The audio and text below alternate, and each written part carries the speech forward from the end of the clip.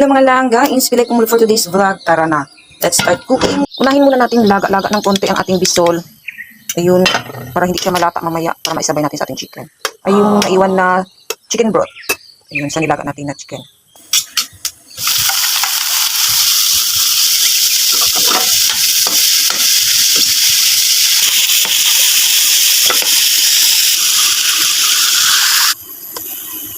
Add lang tayo ng konting water para malaba ng konti.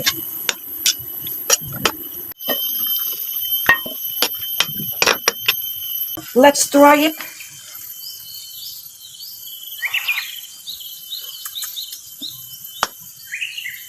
It tastes good. Spicy. Ganahan ko dito ba? Kasi open air po tayo, maliwanag. Dito po tayo sa terrace. Kanya mga langga. Tsaka nakikita tayo while nagluluto tayo. May sabaw-sabaw. Luto na kasi itong ating yan ang ating bisol para hindi ko sa malata. Yun, yan ang sekreto. Nahinluto ang ating bisol. Kala mo lang dabong bisol po yan mga langga. O, diba? Napaka-juicy. Hayaan na lang po muna natin para mag-absorb po ang spicy at ang other ingredients sa ating bisol. Takpan po muna sa ating sandali. Okay, that's it. Food plating na tayo mga langga. O, diba? Buo pa rin ang ating bisol. Hindi siya natapa. Sinali ko na lang pati mga buto-buto. So, ayan. Kakaibang chicken pastil po yan.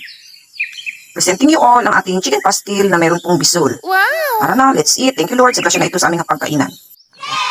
Chicken.